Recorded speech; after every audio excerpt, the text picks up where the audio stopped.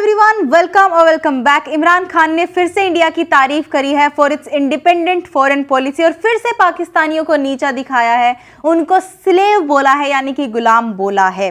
ये सिलसिला खत्म ही नहीं होता। जो पाकिस्तान के नेता है, मिनिस्टर्स है, वो पाकिस्तानियों को एक तरीके से नीचा ही दिखाते रहते हैं, भिखारी बोलते रहते हैं कि हमारी कंट्री भीख ही मांग रही है। तो बेसिकली बहुत ही अजीब इनका तरीका है इलेक्शंस में खुद को प्रेजेंट करने का, खुद की तरफ वोट को अट्रैक्ट करने का। ये लोग ना ही डेवलपमेंट का वादा करके वोट्स नहीं लेना चाहते, बल्कि ये दूसरी कंट्रीज की तारीफ करके और अपनी कंट्री को नीचा दिखा के तब ये वोट बैंक अपना बनाते हैं।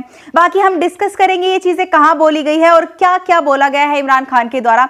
But before starting today session, please make sure you are subscribe to the channel and please like and share this video. Imran Khan ने अपना एक लॉन्ग मार्च शुरू करा है जो कि लाहौर से इस्लामाबाद तक होना है। हालांकि फिलहाल के लिए लॉन्ग मार्च रोक दिया गया है क्योंकि एक जर्नलिस्ट की मौत हो गई है, एक कंटेनर उनके ऊपर गिर गया और उनकी मौत हो गई। तो इसीलिए इमरान खान ने अपनी लॉन्ग मार्च को फिलहाल के लिए होल्ड पे रखा है। और उसी लॉन्ग मार्च के दौरान ये स्पीच दिया गया है इमरान खान के द्वारा, जिसमें उन्होंने इंडिया की तारीफ करी है रज के।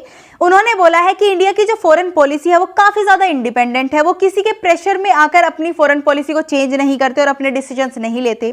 वो लोग रशिया से बिना किसी डर के ऑयल खरीद रहे हैं चीप प्राइसेस पर, तो उनकी कंट्री काफी अच्छे से ग्रो कर रही है due to their foreign policy. Imran Khan ने बोला कि जो डिसीजंस होते हैं किसी भी नेशन के, वो इनसाइड बनाने चाहिए ना कि आउटसाइड। इसका मतलब है कि वो किसी और कंट्री के प्रभाव में आकर नहीं लेने चाहिए डिसीजंस, बल्कि इनसाइड जो स्ट्रेटेजी है, जो हमारी कंट्री का इंटरेस्ट है, उसके अकॉर्डिंग एक कंट्री के डिसीजंस होने चाहिए। और अगर रशिया चीप ऑयल दे रहा है तो मेरे पास ये चॉइस होनी चाहिए अपने लोगों को बचाने के लिए, अपनी इकोनॉमी को बचाने के लिए, अपनी कंट्री को बचाने के लिए। और मेरे पास ये राइट होना चाहिए, ना कि मैं किसी और से पूछने जाऊं कि हमें रशिया से तेल लेना चाहिए कि नहीं लेना चाहिए।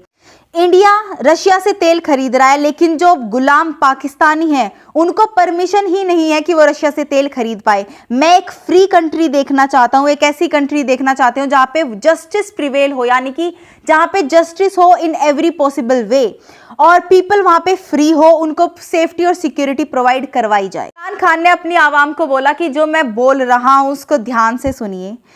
हर कोई कंट्री, हर कोई लोग इस ड्रामे को देख रहा है। इन्फ्लेशन आ चुका है कंट्री में, हमारी कंट्री फिलहाल काफी बुरी कंडीशन में है।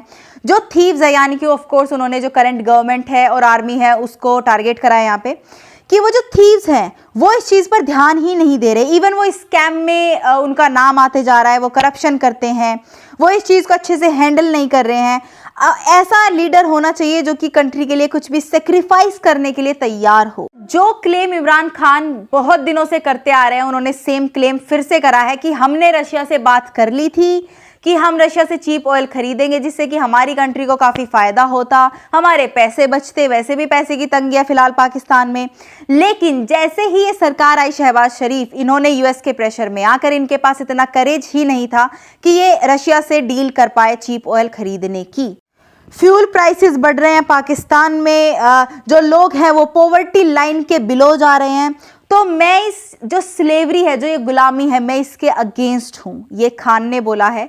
गुलामी अगेन किसकी? ये लोग यूएस को ही टारगेट करते हैं। And this is not the first time जब खान ने इंडिया की तारीफ करी है या फिर हमारी फॉरेन पॉलिसी की तारीफ करी है। नहीं, जब से खान की जो गवर्नमेंट है वो टॉपल हुई थी, तब से ही इंडिया का एग्जाम्पल वो कई बार दे चुके हैं अपनी आवाम को।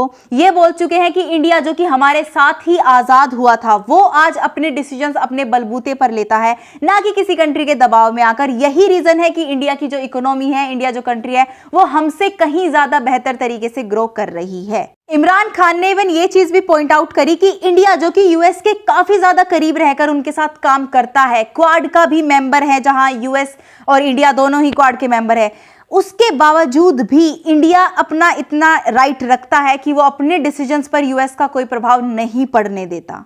और इवन ये भी बोला इमरान खान ने कि जो इंडियंस है वो खुददार कौम है। इसका मतलब होता है वेरी सेल्फ रेस्पेक्टिंग पीपल। मतलब खुददार मतलब जिनकी सेल्फ रेस्पेक्ट, उनके लिए सब कुछ है। इसीलिए कोई भी सुपर पावर उनको उनकी टर्म्स डिक्टेट नहीं कर सकती, इंडिया को ये नहीं बता सकती कि इस तरीके से आपको काम करना चाहिए और इस तरीके से नहीं। जबकि पाकिस्तान जो है वो एक स्लेव बन चुका है प्रेजेंट टाइम में यूएस का, और जिसकी वजह से हमारे जो डिसीजंस हैं वो यूएस के अकॉर्डिंगली आते हैं, यूएस के दबाव में आकर हम डिसीजंस लेते हैं। ये सही नहीं है। इससे हमारी फॉरेन पॉलिसी पर फर्क पड़ता है, इससे हमारी कंट्री उस तरीके से ग्रो नहीं कर पाएगी जैसे चाहिए। इसलिए बेसिकली इमरान खान का ये कहना है, अगर मैं पीएम बन जाता हूं तो मैं हमारी कंट्री को यानी कि पाकिस्तान को एक ऐसे लेवल पर लेके जाऊंगा जहां उनकी इकोनॉमी और पीपल भी, हमारी एक इंडिपेंडेंट फॉरेन पॉलिसी होगी, इकोनॉमी ग्रो करेगी और हमारी कंट्री फिर किसी से पीछे नहीं रह जाएगी। लेकिन मैं आपको एक बात पॉइंट आउट कर दूं, हर बार पाकिस्तान अपनी खुद की कंट्री को इतना नीचा दिखाना just because you are trying to defame current government, ये सही नहीं होता। आपने खुददार कौम बोल दिया, वेरी सेल्फ रिस्पेक्टिंग पीपल बोल दिया इंडिया को, हम बिल्कुल है, हम तो खुद बोल रहे हैं, लेकिन कहीं ना कहीं पाकिस्तान के जो लोग हैं, पाकिस्तान की जो आवाम है, पाकिस्तान की जो आर्मी है, उसका मोराल डाउन होता है इस चीज़ से, जो कि नहीं होना चाहिए। आप एक बार बोलोगे, दो बार बोलोगे, तीन बार, हर बार अगर आप अपनी जो कंट्री है उसके लोगों को स्लेव बुलाओगे, बेगर्स बुलाओगे, एक अलग सा एक बेकार जो मैसेज है वो पास होता है globally. So in my opinion it's high time Imran Khan change his policy, because development की बात करें, कैसे ये कंट्री प्रोग्रेस होगी उसकी बात करें, जनता के लिए क्या करेंगे उसकी बात करें, वैसे आप वोट बैंक अपना बनाइए, ना कि अपनी खुद की कंट्री को इतना नीचा दिखाकर।